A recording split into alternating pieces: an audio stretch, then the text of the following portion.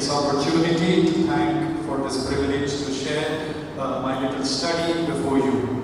So, as the title goes, the God of the Exiled, an exegetical, ideological, contextual reading of Isaiah 44, 6, 8. Let's go to the passage. I'll read the passage. This is Isaiah chapter 44, verses 6 to 8. Thus says Yahweh, the King of Israel and his Redeemer, Yahweh of hosts, I am the first and I am the last, and besides me there are no gods. And therefore, who is like me? Let him proclaim and let him declare it and set it before me, since I appointed the ancient people and let them make them know the things that are coming and shall come. Verse 8, do not tremble and do not panic. Have I not made you hear from of old and declared it to you? You are my witnesses. Is there a God apart from me? There is no rock, not any that I know.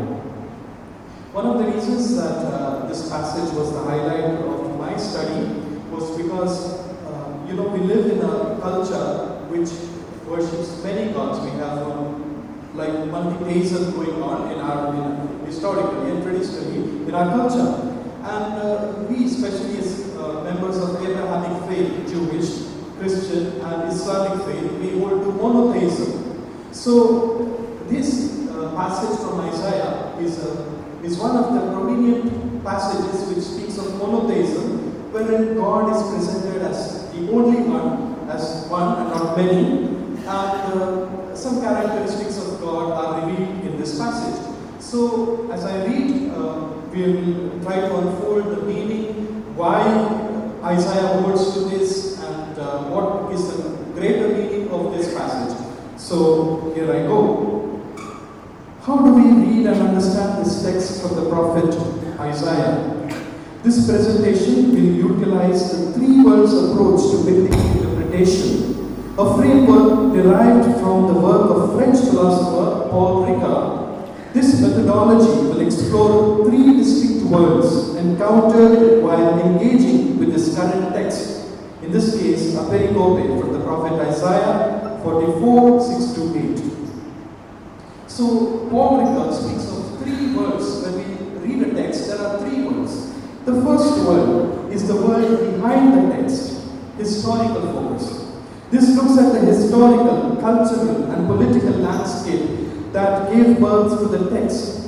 When you study this world, you treat the text like a window looking back into the ancient past. The core question we ask while reading the text is, what does this mean to the original author and the original audience?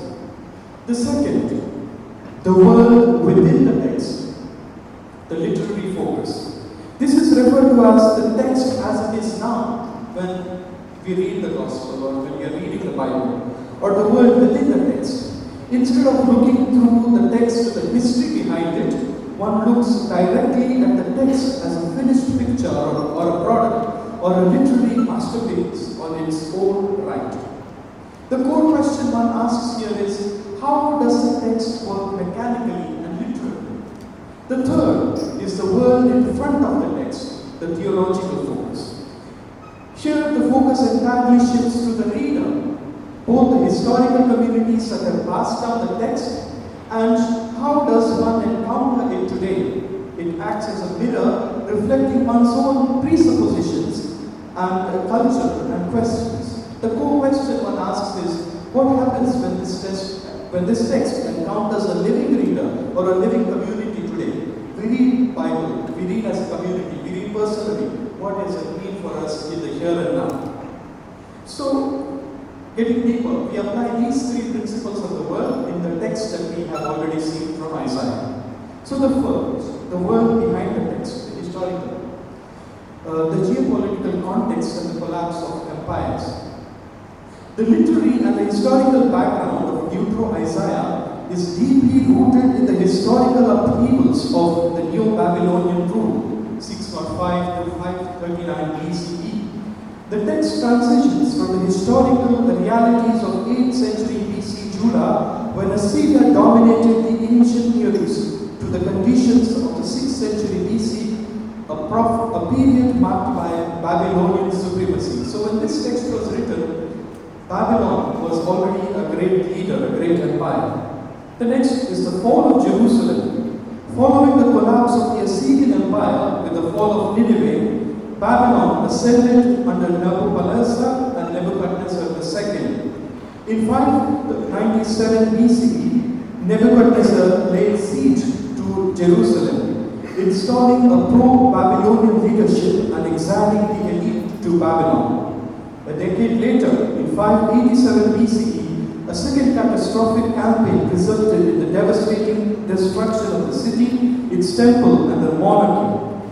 This destruction was a calculated ideological action driven by Babylon's long-term strategic interest in the Levant and Jerusalem's dangerous proximity to Egypt. Third, the rise of Persia. By the mid-century BCE, the Babylonian Empire began to decline as Cyprus II of Persia swiftly ascended to power, conquering the Medes, Lydia, and ultimately Babylon in 539 BCE. Cyrus implemented tolerant policies that afforded his subjects increased religious and political freedom, including a decree allowing the Judean exiles to return to Judea and reconstruct Jerusalem. Life and experience in the exile. So when the Judeans were carried to the exile, far away from their motherland and their homeland, there are many consequences. I bring about a few of them here. Trauma and socio-religious devastation. The Babylonian exile is generally perceived as a natural and theological devastation. The trauma of displacement was not limited to those who physically experienced it. The psychological impact was passed down to successive generations, harboring deep resentment for the atrocities, shame, and defeat committed against the Judeans. So we know it lasted for more than 70 years or much more, and therefore it was not only one generation that faced the impact, but the following generation also felt the impact of the trauma of the exile. Social structures and autonomy. Despite the catastrophe, the exile did not result in a complete breakdown of Judean social structures. The exiles were resettled in organized rural Gola communities where they retained a remarkable degree of autonomy and internal cohesion. Religious identity was preserved through Shabbat observances, circumcision and ritual practice, and the traditional clan-based leadership systems that allowed them to build houses and farm with forced assimilation. And the loss of capitals. At an individual and collective level, the Judeans experienced a total disruption of their identity characterized by four specific areas. First, loss of territorial sovereignty. The land of Judah was left desolate, ruined, and subjected to foreign occupation. Second, subjugation of power. The dissolution of the monarchy created a leadership vacuum, integrating the exiles into a Babylonian tributary mode of production, where surplus was extracted through state taxation and rent. Third, disintegration of cultural identity. The Judeans were unable to fully transfer and preserve their material culture, like books, art, buildings, and immaterial culture, which is knowledge, leaving them vulnerable and dependent on their masters. Fourth, loss of religious significance. The destruction of the temple caused demoralization, leading to the alluring threat of internalizing the dominant Babylonian culture and concluding that the Babylonian deities, such as Marduk and Nabu, as opposed to Yahweh of the Israelites, were superior to the powerless God of Israel. So that was the historical context when this text emerges. Now we come to the world within the text. We look at the literary structure, locating the pericope and structural boundaries. Isaiah 44, 6-8 is situated within the extensive sections of chapters 40 to 48, which centers heavily on the Jacob-Israel motif. It follows an oracle concerning Israel's election and blessing, and acts as a pivotal or link passage that anticipates the subsequent biting satire and polemic against idol makers in 44, 9 to 20. So after this passage, you will find a passage from verses 9 to 20, you will find it is ridiculing the worship of idols in Babylonia. So a polemic against the idol worship that was relevant in Babylonia. The next is witness motive. This pericope is one of two explicit instances in Isaiah where Jacob Israel is addressed with the phrase, "You are my witnesses."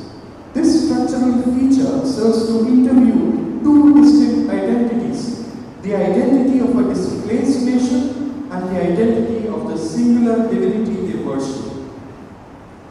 Coming to the structure of the passage. As a distinct unit, 44:6-8 showcases a carefully structured poetic composition. These verses exhibit notably literary characteristics, the presence of parallelism, illustrated by recurring phrases like "I am the first and I am the last," and "do not fear and do not be afraid." It also includes rhetorical questions like "Who is like me?" highlighting God's singular position. The text follows a logical sequence which moves from divine identification to a challenge of Yahweh's exclusivity and concludes with an exhortation. Additionally, the messenger formula at the beginning of the passage underscores the divine authority. This passage showcases a carefully structured poetic composition marked by literary features like messenger formula, chiastic structures, parallelism, rhetoric questions, figurative languages. So, drawing from the structural analysis of Golden Way, we discover that the pericope highlights theological intensity and compositional artistry. The pericope demonstrates a chiastic model that focuses the dialectical movement between divine claim and human response. The text can be presented as a Promethean text wherein God challenges other deities of Babylonia to prove who is great. Translation and critical exegetical observances. In the first verse, "Thus says Yahweh, the King of Israel and his Redeemer." The word Redeemer is quite important here. The term Redeemer, Goel in Hebrew, functions as a powerful metaphor drawn from a social institution of Redeemer kinsmen, obligated to rescue distant family members from loss of property, freedom, or life. So remember, when this passage is written, people of Israel are suffering in the Babylonian exile, and they address God as a Redeemer. So Redeemer is somebody whom they look forward to, somebody who can rescue them from the adversities that the people are facing. In the next verse, "And therefore, who is like me? Let him proclaim and let him declare it and set it before me." Here, the verb "set it before me," the Hebrew word "tarak," is a technical legal term for laying out a lawsuit or a civil case. So this paragraph or this passage serves as a courtroom. You are in a court where two parties are there, and God is on one side along with his witnesses, and on the other side are the believers of other deities like Marduk and Nagpur and so on. So this passage is like it is like a courtroom. So God is asking, if you are powerful, set it before me. So this is a technical term for laying out a lawsuit or a case in civil litigation. The text reading of ancient people, Olam, underlines the deep historical relationship of the community to the divine. The next verse, 44:8, "Do not tremble and do not panic. Have I not made you hear from of old and declared it to you that you are my witnesses?" The phrase, "make you hear," hishmatik, occurs in the causative hefil form, emphasizing active divine-human interaction. Rock or sur is employed as an evocative divine description denoting stability, protection, and unyielding reliability. Now coming to the third, the world in front of the text, the theological instances that we can draw from this text. The emergence of radical monotheism. This is quite interesting because many times Abrahamic faith, very especially as I already said, the Judaic faith, Christian faith, Islamic faith are often accused to be violent. People accuse that monotheistic faiths disregard the presence of other gods or other temples. When this sort of holding on to the one true God as an identity of a people occurred was very specially defined in this passage, redefining the divine presence. The catastrophic destruction of Mount Zion and its temple forced a radical shift in Israelite theology. Yahweh's presence was detached from a localized physical sanctuary and spiritualized as transcending spatial limitations, residing in heaven and sitting above the circle of the earth. The second is Lord of history over battlefields. Because Israel lost its political independence, its God could no longer demonstrate supremacy through physical military victories on a battlefield. Isaiah creatively shifts the locus of judgment from the battlefield to the metaphorical courtroom. Sovereignty is proved not by imperial force, but by the exclusive ability of Yahweh to declare, predict, and shape the course of human history from the beginning to end.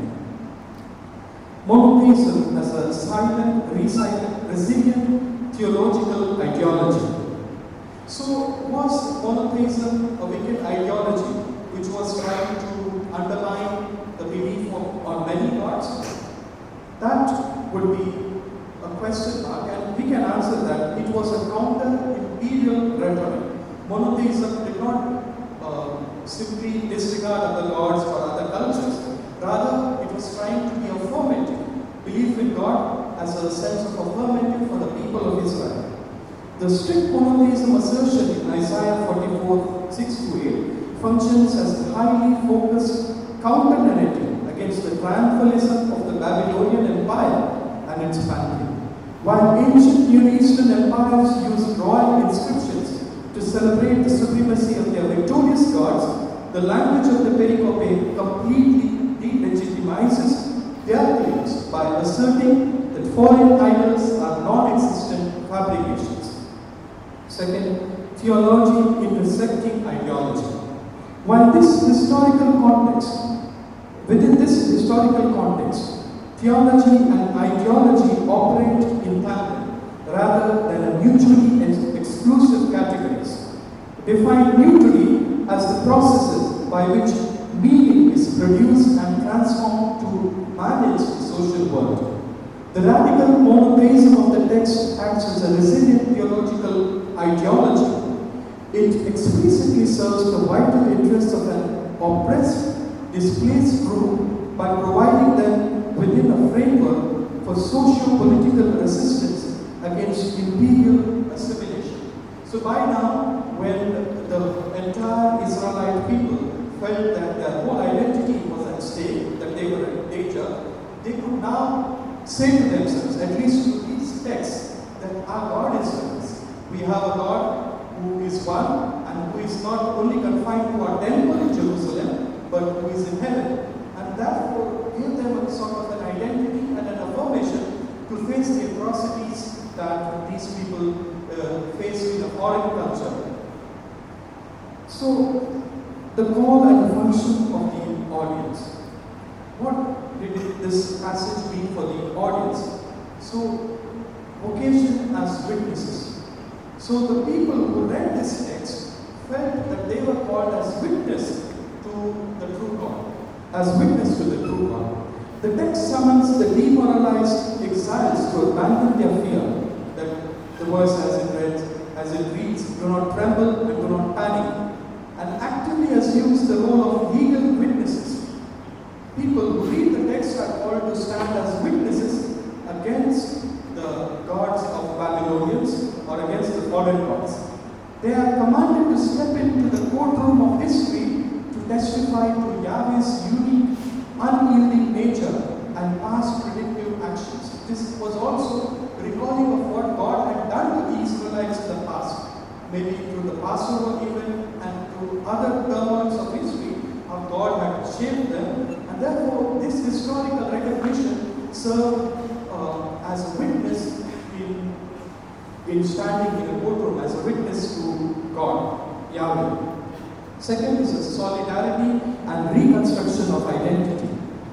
The persuasive and comforting rhetoric of the poetry functions to break down audience resistance. Here, to heal transgenerational trauma and realign communities, communal loyalties by identifying the community as belonging strictly to an eternal, all-powerful rock, wherein Yahweh is calling himself that I am the rock. People feel a sense of healing, that okay, we have something to hold on to because Yahweh is a rock. He is literally our stronghold where we can go back. So this serves as a healing for the text. The text serves as a healing for the generations. The text successfully provides the exiled community with a unified, distinct identity capable of surviving imperial subjugation and navigating the complexities of an impending